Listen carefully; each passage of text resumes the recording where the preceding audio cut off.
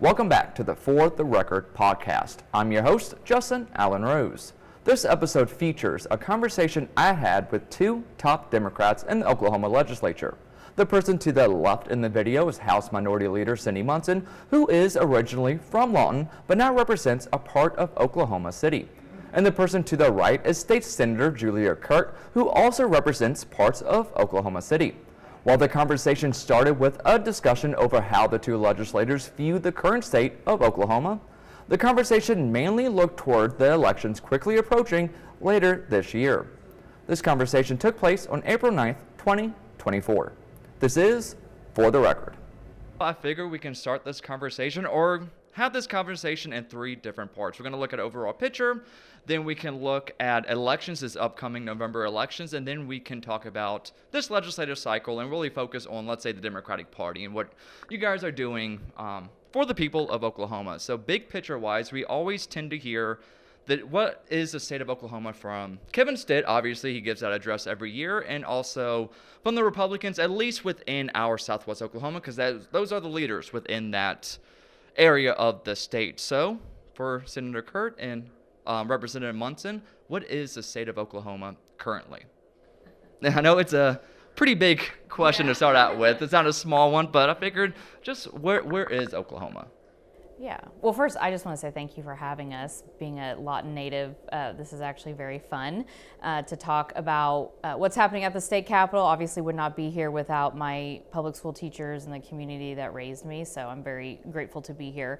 I would say the state of our state is it's not great. I didn't mean to rhyme, but there's still a lot of work to be done, and when it comes to working families and working Oklahomans. I feel like the majority, which is led by Republicans right now, they're in a supermajority. They are in charge of both chambers of the legislature and the governor's mansion.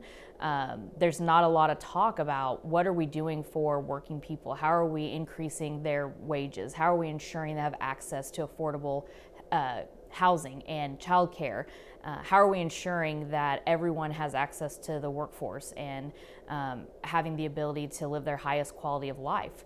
Right now, if you're at the very tippy top, you're doing okay. But if you're at the bottom or even in the middle, you're trying to get your dollar to stretch as far as possible to pay for your groceries, to pay for your rent, your utility bills, car payment, those types of things. Those conversations really are not had as often at the state capitol as I would like, and I'm sure that Senator Kirt would like. I won't speak for her, but if there were more balance, I think we'd have more balanced conversations on what everyday Oklahomans are actually facing.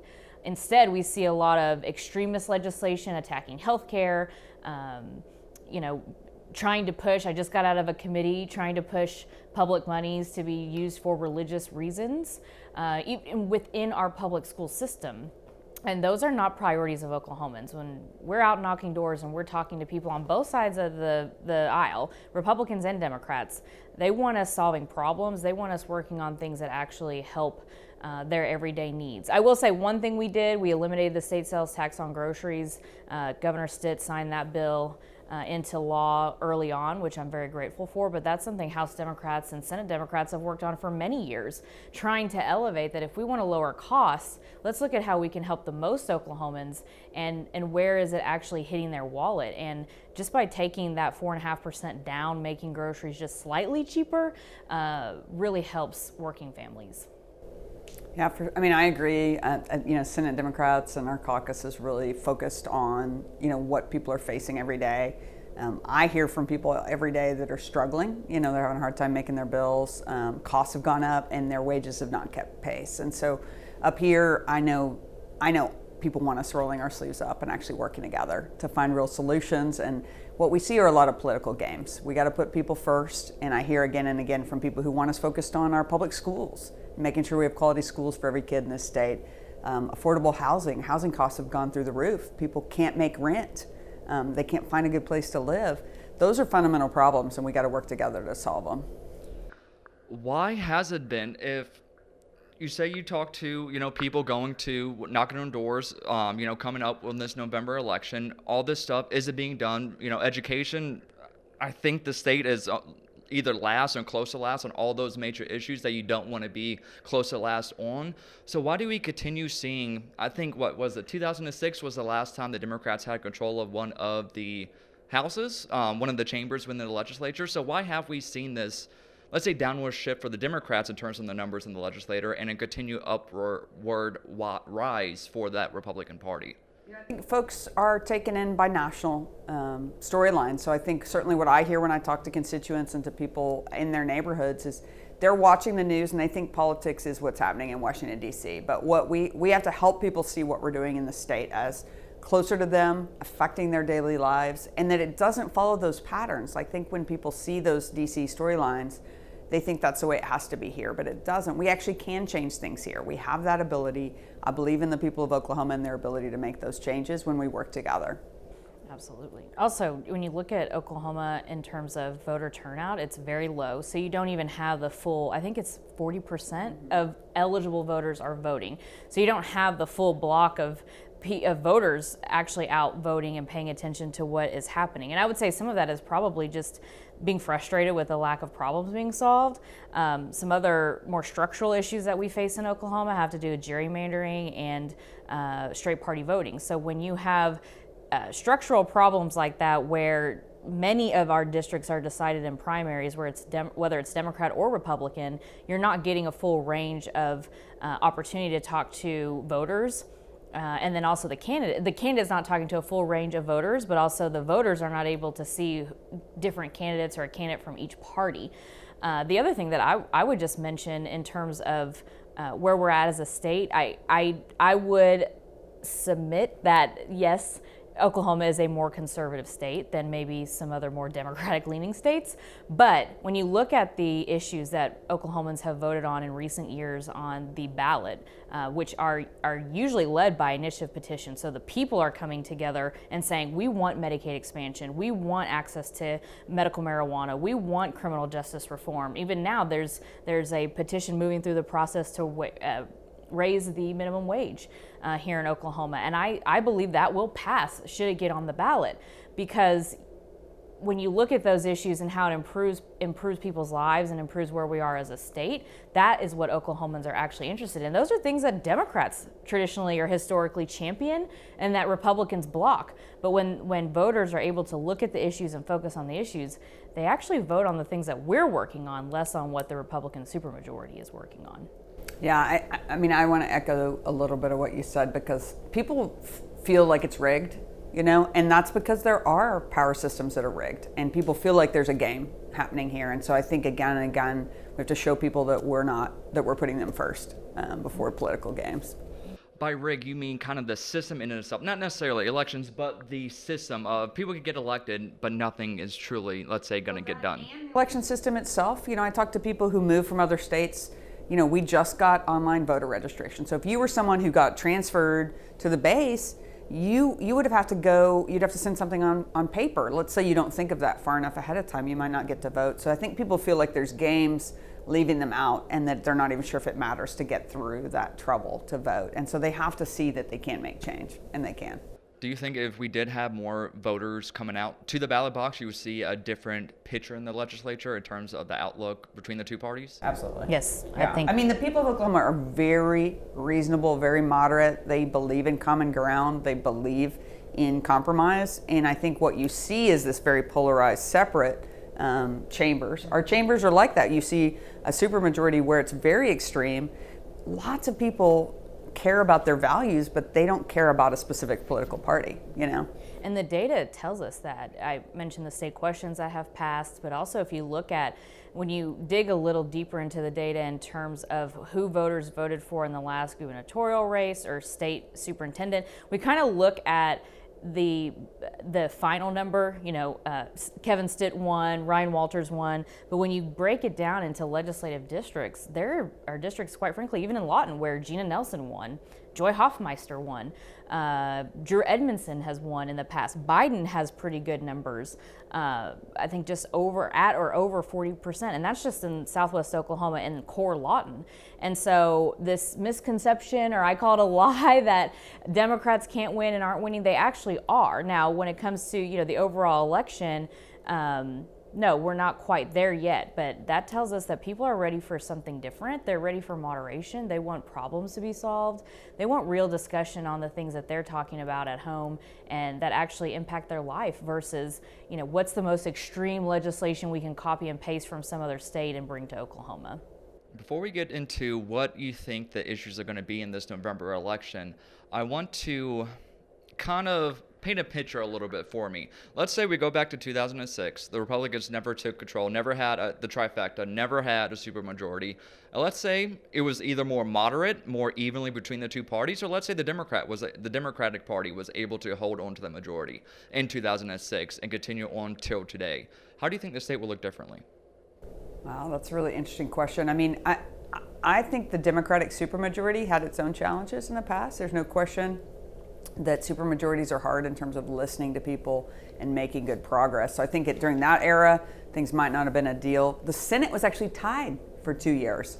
And everyone I've talked to says that great policy was made during that time because you had Republicans and Democrats working together, reaching across the aisle in order to find the best possible policy solution. So that's what I would like to see is more transparency, more actual solutions being worked out together.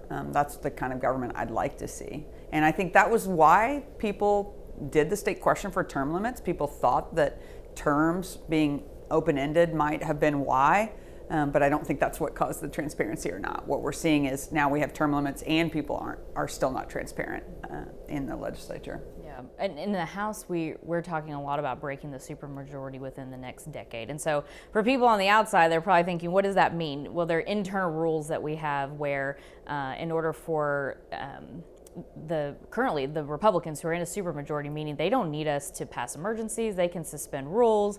And these are all things that you can use as leverage and negotiation tools in order to stop bills or move bills forward, or just having a dialogue and having discussion on, hearing both sides and finding some compromise that helps the most people versus just one party taking control of everything. And even just now, again, I came out of a committee where I challenged rules that were being broken, and the chairman can just override it all and just move on. That is not transparent government. That is not what people have sent us here to do. They sent us here to be open and honest and actually solve their problems. And we're always in a situation when we misuse the rules like that, it's to pass something that's extreme or something that Oklahomans really aren't in alignment with.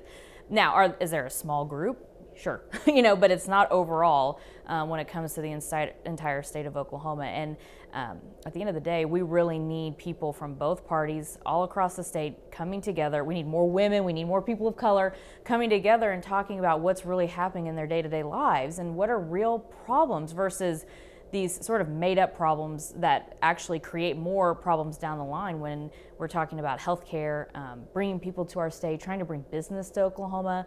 It's become very difficult because we've just kind of shown ourselves to be not accepting and that we don't take care of our people.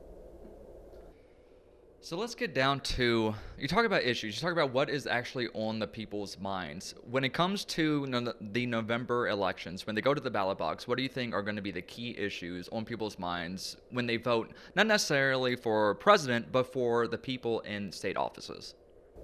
I would say right now the number one issue is public education. Ryan Walters has created a circumstance, I guess, in this upcoming election where I think he's going to be talked about a lot. People are overall, Republicans and Democrats, very dissatisfied with what he's done with the State Department of Education and what's happening in our public schools. Education is always pretty much at the top of the list, but with him and his extreme rhetoric and things that he has said and done, quite frankly, or hasn't done, is really top of mind of a lot of voters. I can't go to a town hall, I can't go knock on a door without someone asking me about Ryan Walters. And again, going back to why balance is important, Republicans are showing us time and time again that they're unwilling and uninterested in holding themselves accountable because he's still doing what he wants to do over that agency. And the other issue that I hear a lot about is, help me figure out how to pay my rent and pay for my groceries and, figuring out ways to lower costs. And when we're talking about taxes and tax reform, how are we actually helping working people in the middle income levels versus just those at the top? That's really important right now with all of us facing higher cost. Yeah, I mean, I know for sure that people are tired of politics as usual, and people want to see real problem solving and working across the aisle. So I know that very first is that people are tired of it. That's one of the reasons people are disengaged, is because they're tired of politics as usual. So number one, I would say putting people first over politics. I have heard again and again about, of course, public education. I concur with that. And then affordable housing. I think the rise in housing costs is just really pinching people. You've got rents are up like 10%. You've got very hard to buy homes right now because values have increased, interests have increased. So allowing people into the housing market, that's a huge challenge, especially for keeping our next generation here and keeping them in our communities. I think those are top level. And then transparency. I mean, over and over again, I hear about transparency. My district cares a whole lot about corruption and has worries about that. I think in general, we hear people worried about ethics and transparency in government. Some folks, it's more about corporations and feeling like our system is rigged for corporations. Others, it's more about how we're using taxpayer money. But I think again and again, ethics and corruption is a big issue that comes up over and over again. Another, just to add one more thing, because we were on a show the other day, but OSMA, which is our statewide state medical association, they had some polling come back and talk about Oklahomans being very frustrated with the government coming between them and their doctors, patients and doctors, on all sorts of issues, but in particular reproductive health care. Abortion historically has always been a pretty tough topic for anyone to talk about, even Democrats in a state like Oklahoma. But what we've seen after all of the bills that have been passed in Oklahoma, and then essentially banning abortion in Oklahoma, and then the fall of Roe versus Wade has really woken up a lot of different people on both sides of the aisle, specifically women and medical doctors who are saying, stop criminalizing what I've been trained to do. I'm here to take care of patients and do no harm, but you're passing these laws keeping me from actually caring for my patients. And I hear a lot of that. I have quite a few physicians in my district, and so I hear about that quite a bit. But I'll say when I first started running, quite frankly, 10 years ago, I filed for the first time on this day, April 9th in 2014. Abortion really wasn't talked about. It was basically, are you pro-life or are you pro-choice? Now I can't go anywhere without talking about it, and people saying, look, I'm on this side of the issue, but we've got to stop doing this. It's impacting our healthcare services, and it's scaring women, and it's putting women in a really dangerous situation. So I think that will continue to be an issue in 2024 as well. With reproductive rights, with abortion being on a lot of the ballots in other states, we saw in Ohio, a deeply red state as well, maybe not as red as Oklahoma, what have you, but they voted for reproductive rights. Do you think a state like Oklahoma could have maybe a reckoning, especially with the Republican Party seemingly, supporting those really restrictive reproductive rights bills? Do you think that could play a big part in this election in electing Democrats into seats that maybe they would not have won otherwise? Yeah, absolutely. I mean, people are tired of the government interference, and I think that's gonna resonate no matter what. I think if you're talking about a state question, I mean, clearly that's not in the works, but we are seeing legislation to shut down state questions and to allow people direct democracy. And so I think people should be concerned about that, because wherever they stand on issues, do you want the people to be able to take action when the legislature doesn't? We've had some very important measures in the past from state questions, and that's called direct democracy. The Ethics Commission, legislature wasn't policing themselves sufficiently, and so the people of Oklahoma put together a state question for Ethics Commission. We've had Medicaid expansion, we've had tax reform, we've had lots of important policies over the years because the people of Oklahoma were sick of waiting on the legislature to do things. And so I think we have to protect that direct democracy process. And we have about a month and a half left of session, so truly anything can happen. But so far, the Republicans have done nothing to unwind the abortion ban that they put in place a couple years ago. In fact, during deadline week in the House, a more extreme bill was passed versus a bill that would at least allow exemptions for, exceptions for medical emergencies, incest, or instances of rape. But instead, the bill that made it through the process was a bill saying that you can't access abortion medication through the mail. And in a state like Oklahoma, where you don't have providers providing abortion care, what options do women have? So they continue to just sort of dig their heels in. They're not interested in saying, we messed up, we were wrong. But they'll likely face electoral consequences because of that. I mean, in a state like Alabama, where the entire election was on abortion and IVF, in Alabama, a Democrat won. And so I think, it'll be interesting to see what happens in November. There's always all sorts of issues that swirl around, but I still think that will make it in the top for sure. Well, IVF is coming up. You all had a bill that came to us that it says it's a criminal justice bill about adding a felony for assaulting a pregnant person, but then they won't. We've asked them to amend it to make sure it doesn't affect IVF, and they will not amend it. So then that makes you question, and I think that's, again, people really wonder if we're playing games up here. Because if you have a potential consequence that's going to lead to government interference in something like IVF and people trying to start a family, what are we doing? Do you remember who wrote that bill? The Senate member's Weaver. I think it's Representative Worthen, actually. Yeah, that's who I thought too. So Worthen is in, he's a Lawton rep. Okay, so yeah, it says it's about assault, but then they say that it can be separated from the woman who's carrying the child, and that's a concern. And that's a challenge up here. We raise questions, very important, critical questions about the possible ways that law could be interpreted and don't get taken seriously. We're being told, no, that's not what this bill is about. Well, it doesn't matter because it could impact people and their safety. Do you think that bill in and of itself could have an effect, let's say in the Lawton elections? He is going up against an opponent this time around, and the Democrats... Worthen even talk about that issue when you were on the floor? Do you remember that coming up? I don't remember that. I think the Senate delved in a little bit more in detail than we did on the House side, but... Well, he should be asked about that. I mean, that's the big thing, is election year is a great time for people to ask their representatives what they're doing. And, wherever they are in the issue, you should expect a full answer from your rep. So if Rep Worthen can't answer that concern, he should be called to task on it. He should. That's why door knocking is important, and being out and about in your district, and it's why it's good to be challenged. I'm being challenged. I've been challenged every year since I've been in the legislature, and I will probably until I term out. And while it can be frustrating sometimes, and you're like, oh, you see all these members who get reelected just because no one files against them.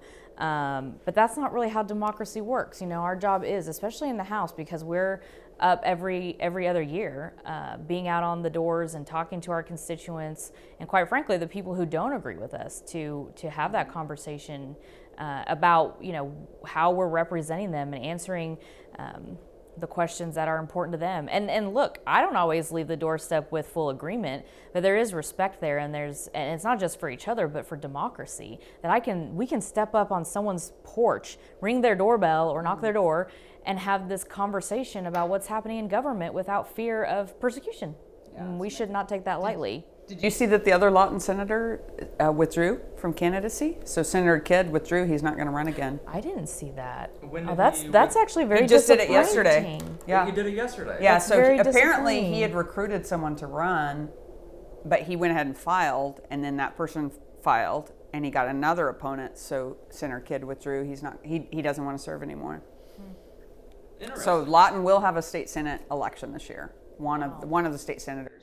So this was Yesterday. So this happened. So filing is the 5th. So how can that take place if it was yesterday? You know what? So filing was last week, and then there's a very quick turnaround if you want to withdraw. So sometimes people withdraw for whatever reason. I mean, you can ask Senator Kidd why he withdrew.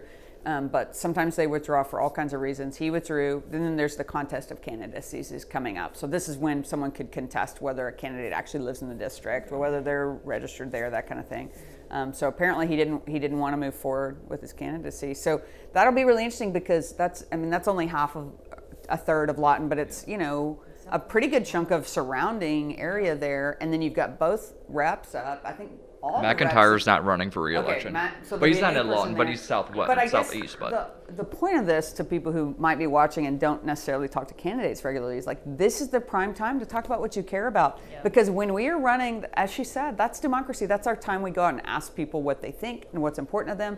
And you should be asking your people that because they should be responsible to you and accountable to you. And Chris Kidd has been a great senator.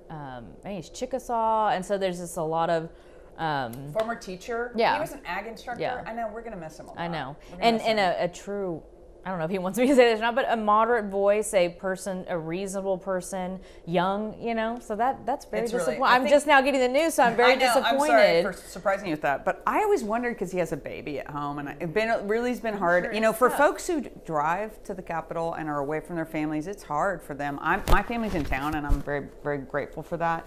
The downside is, of course, they're there, and I have to do all my normal mom duties at the same time, but it's also like having to leave your family, I'm sure, is so hard for people. Especially these days, and quite frankly, candidate recruitment has become difficult. I quite frankly, on both sides of the aisle.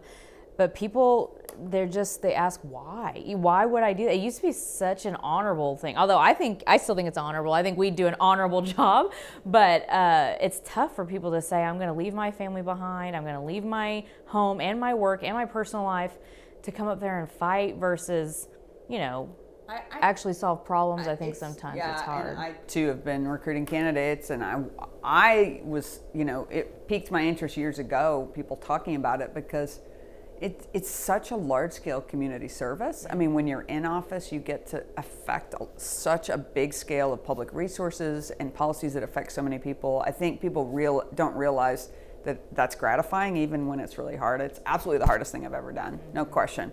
But it's also really meaningful. And getting to represent people, there's nothing more beautiful than when someone you represent is proud of how you're representing them. That's a really meaningful thing. Yeah, I chose a nonprofit route. That's what, Senator Kirt too. That's where I've always been interested in politics. But once I was finished with school and figuring out my life, I went down the nonprofit path because I felt like nonprofits are solving real problems. They're on the ground. And I couldn't see how, and that was about the time Obama won in 2008. So 2010, I was finished with grad school and going into professional life and all that. But I was, even I was even kind of disappointed. I could just see things shifting in politics. Even though it was very exciting for me to see someone like Barack Obama become president of the United States.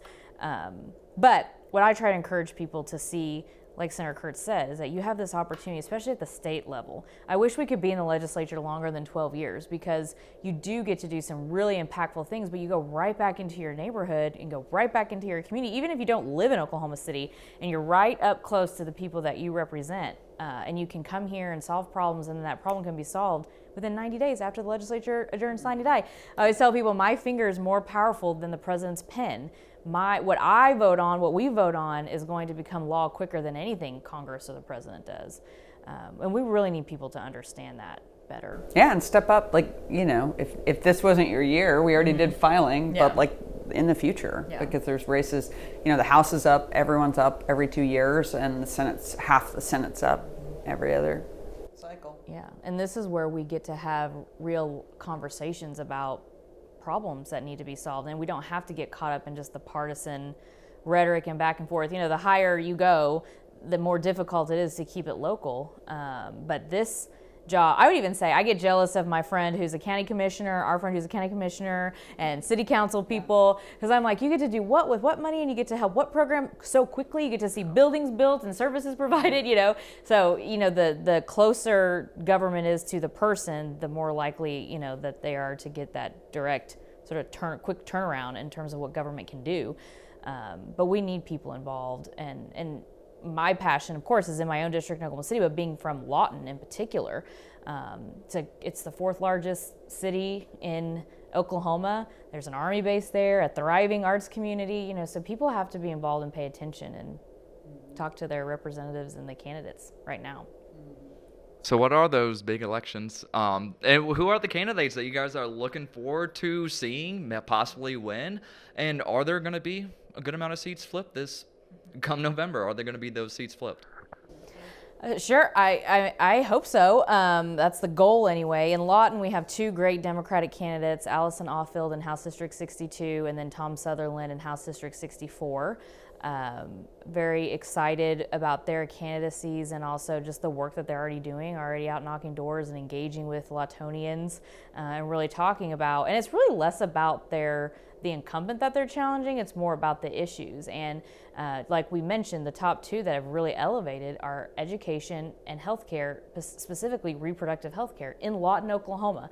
And Lawton is not a stranger to being represented by Democrats. I actually worked with Randy Bass. I worked on one of his re-election campaigns. I worked with Janice Drury, who unfortunately did not win. That was when T.W. Shannon won, and things started to flip Republican in Southwest Oklahoma, and especially Lawton. But I'm personally excited to just see democracy in action in my hometown. Again, I know how important public education is to me, and so in a community like Lawton, I think it's going to tell us a lot. For us, it's one by one, just like the Republicans did in the House. We're not going to be able to we can't even take on every seat. Resources are limited and time is limited, but I do have hope that we will maintain all of the seats that we have right now, which is 20, and we will pick up at least one or two of the ones that we're targeting or working in. We have great candidates who are just great community leaders and doing the hard work it takes to win.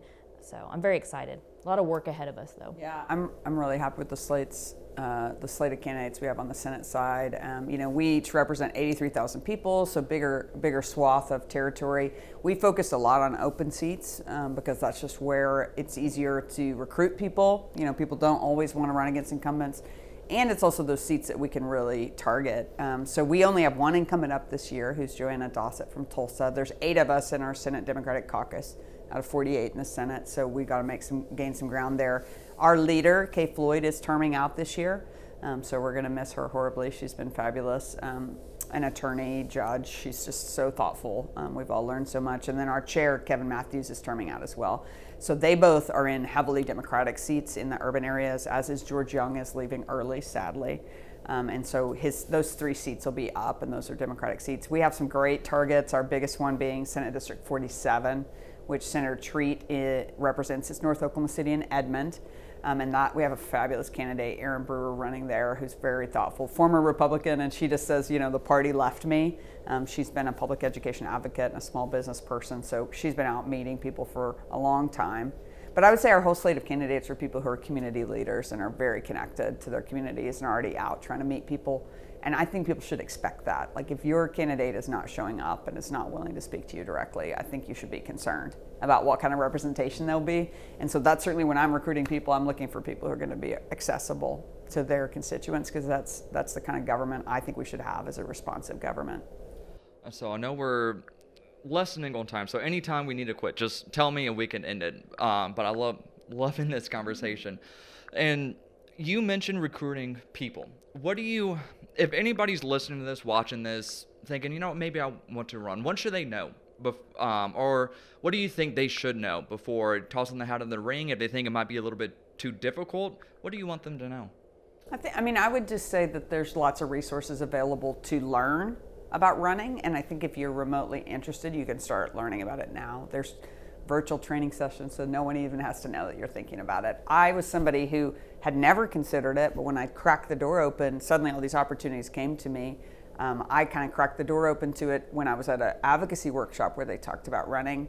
And I'm from a nonprofit background, so I work with volunteers, I work with organizing. So when I thought, well, maybe I'll run for office someday, and then the next week found out that my state senator wasn't running. So I think if you start opening yourself up to it, learn about the process. You don't need to have a policy platform on everything. Like when I started to run, I said to my campaign consultants, I said, well, I've never been involved with Democratic Party politics. And they were like, you don't have to be. Like, you need to be connected to your community. That's what's important. So I think for people to dispel some of those myths first, I would recommend. And then there's lots of folks they can connect with. Like, I love talking to people who are thinking about running or who are running, because I'm glad to share my experience. It's very personal. It's an amazing experience whether you win or lose. Cyndi can talk about, she lost her first race, but what you learn running, it's such a refining process. And so I really had to look through, who are my friends who I think really would stand with me? Who are the people willing to put time and effort into thinking I'd be a good representative in this government?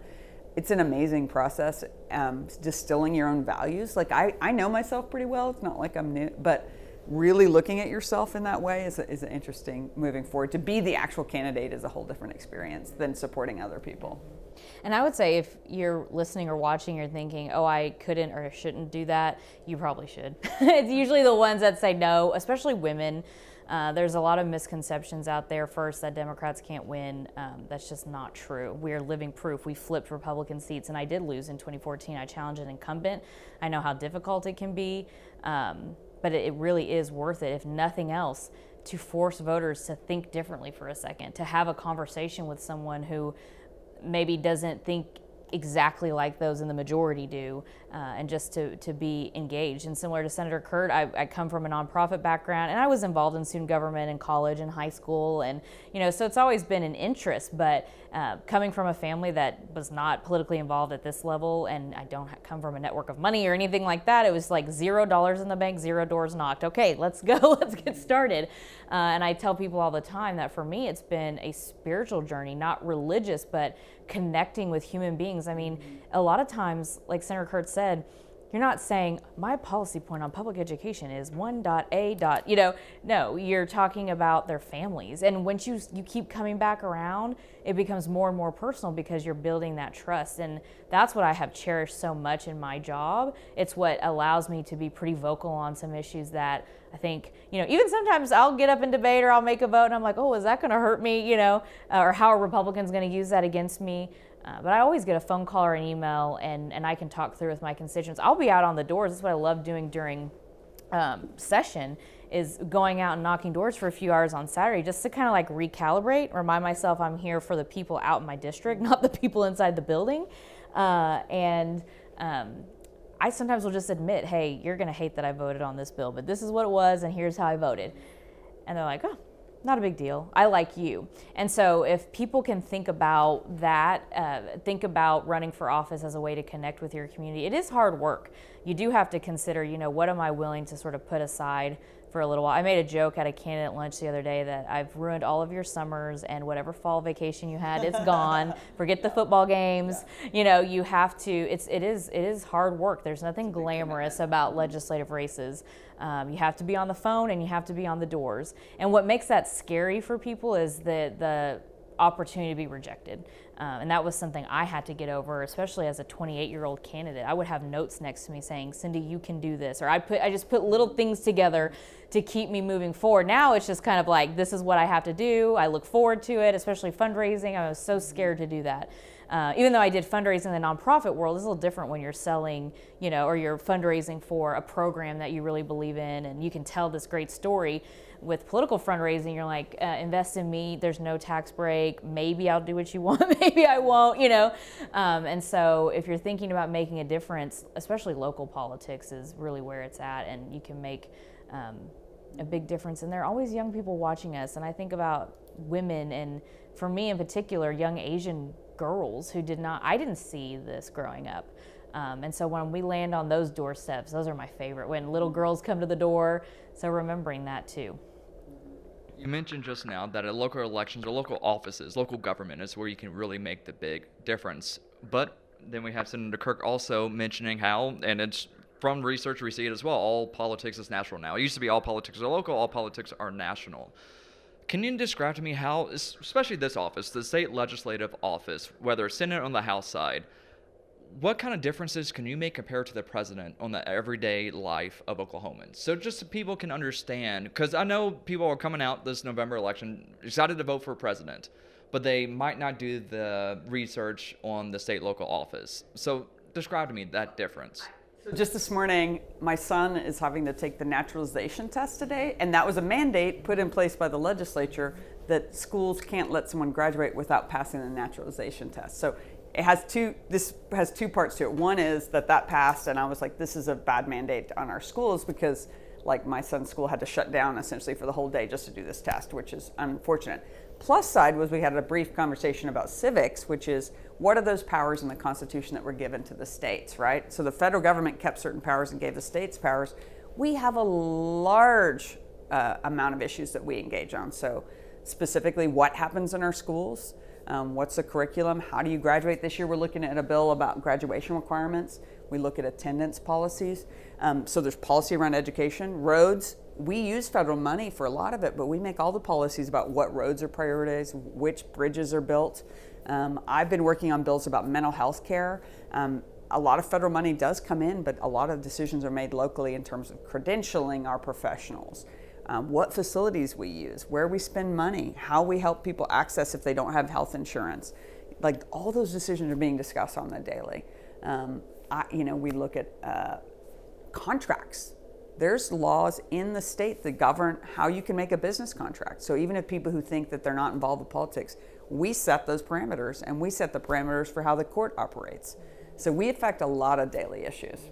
I have a funny story just to add to that, and I won't reveal the member, but if they watch or listen to this, they'll know who I'm talking about. But I was talking to a member's wife the Monday going into candidate filing, and she was asking me about the new candidate voter verification form. And she's like, where is this? And why do we have to do this? And I said, you should ask your husband, who is a Republican and whose caucus championed the idea. And so even sometimes those of us who are so close to it don't realize you're making laws that you're going to have to live under and quickly live under. And so it's so fascinating. And something I bring up on the doors to help people, because people can get intimidated or they'll feel, I don't want people to feel dumb or uneducated on, typically government and history are not the favorites of topics when it comes, or subjects when it comes to school when you're growing up. But I just ask people, well, what's something that you complained about today? Because a lot of times people say, oh, I'm fine, everything's great. I'm like, we all know that's not true. And sometimes it's, can you move the stop sign? Then I have to say, well, that's technically the city council, but asking them what was on your mind today. And usually it has something to do with schools, it has something to do with roads, it has something, and connecting that back to state government. Well, did you know we voted on this, or we appropriated X amount of dollars for that service or program? And so but again, that's why you have to knock doors and have face-to-face time. We have all these technologies on when it comes to social media, and that's all great, but still nothing is as impactful as a face-to-face conversation and just showing up on someone's doorstep, interrupting dinner or a football game, which is actually more scary to do than interrupting dinner, and saying, what's on your mind when it comes to politics? And oh, by the way, we don't agree on, by our party affiliations, we don't agree. But it's amazing what conversations come out of that. And then when they call you and they need to navigate state government, that's the best part. Oh my gosh. You know what we're hearing a lot about is driver's licenses and tag agencies. There's been some backlogs through COVID, and then the Real ID. I mean, those are decisions made at the state level. Yeah. All politics are national, of course, like we just mentioned. I would assume a lot of people going, if they don't do research, and I'm not, talking down on people who don't do the research beforehand, because if I'm working 8-12-hour shift, if I wasn't interested in politics, I would probably do the research. Anywho, I would assume a lot of times when they're making those decisions, they vote on Republican, Democrat based on, let's say, Trump or Biden come November. They focus on who's president, who's running for president. And so to almost close us out, let's say, how is the Oklahoma Democratic Party different from the National Democratic Party? Because especially in image-wise, I would assume people think of the national, and they could be wrong on this, the National Democratic Party being the party of the coastal elites. That's the image or the narrative outside, let's say. And so how is there any big connection between the two, or is there a big difference between the Oklahoma Democratic Party and the National Democratic Party, the DNC? Yeah, I mean, we don't have to follow anything that's decided by the national party. The state level Oklahoma Democrats I see are very pragmatic, very practical. But we as candidates, all we're doing is signing up for kind of an affiliation. We are not beholden to any kind of specific agenda. And I try to explain to people, like, my leader, Kay Floyd, doesn't tell me how to vote. We don't have to vote with our caucus. We vote based on the issues. Now, you're indicating a possible preferences in terms of your policies or your values, but we're very different. It's totally different. And that policy agenda is written by insiders and kind of passionate volunteers at the state level. So if people ask me about the state platform, I'm like, I'm not a part of writing that. I'm over here writing the law. I'm not going to sit around and write about some idealistic future. I'm trying to figure out in practicality how we put these things to work. So I think that's the big difference to me. It's not about some philosophy. It's really about how we're applying things to people's lives and solving real problems. And that's what makes local politics so important. And I would say, in terms of, you know, your point, which I talk about a lot, that people who are working 2 or 3 jobs, who are trying to raise a family, who are trying to get food on the table, you know, they're not worried about what Cyndi Munson is doing. That's not the first thing they're thinking about when they wake up. But, you know, we've made it really difficult to get access to information. I'm so glad you're doing this podcast and that you have the job that you have in Southwest Oklahoma.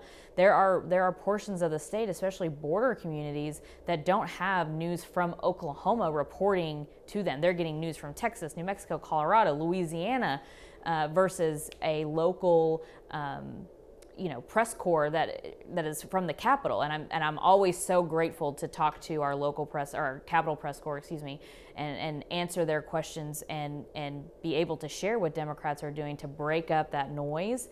The other piece is, again, it's just why it's so important to have these conversations and why we encourage people to run for office, even if it can be a little bit of an uphill battle, because it's important to humanize a Democrat in your community. You know, whatever they're picturing in their mind that a Democrat is, well, it could be your neighbor, it could be your best friend, and they're just not telling you. The other piece of that is it's important for us also to break down the echo chamber for us, and then make sure that we're talking to people who don't think like us, because we have to consider them in our voting decisions. And I think a lot of times people forget that when there are questions. There was one cycle, it was either 2020, I think it was 2020. The question that came up the most was, do you vote party line? Like, what are you asking me? You know, I'm like, no. And yeah, there is no party line. And at the end of the day, you know, it's really about what are our constituents saying. And then, yeah, there are times where the Democrats and the Republicans, you'll see a clear split. And a lot of times that is more philosophical, or it's just something that the Republicans are trying to push through and they didn't talk to the Democrats about. But at the end of the day, we represent Republicans and Democrats and independents and non-registered and all that. And we have to consider every single one of them. And we have to face them again on the doorstep. Gotta go. No, one more question? If it's fast. If not, we'll cut it off here. Just real quick. So for this legislative session, there's been all around the budget how we want to keep, or Kevin said the whole thing, we want a balanced budget. We don't want any growth, let's say, in government spending. Daniel Pay had a firefighter bill, just got killed at the senatorial committee level. It just got killed, citing financial hardships on the budget of the bill. Just got killed. Would have provided tax incentives to allow for firefighters to get affordable cancer screenings. Can we expect, and it passed the House unanimously, so that's why I'm asking this question really quick. Do you expect to see more bills that could be thought of to have a detriment effect on the budget get killed that might be very good policy, such as allowing firefighters to get cheaper cancer screenings? Yeah, I mean, anything with a financial impact gets more analysis, and it gets way more political. There's a lot more games around money.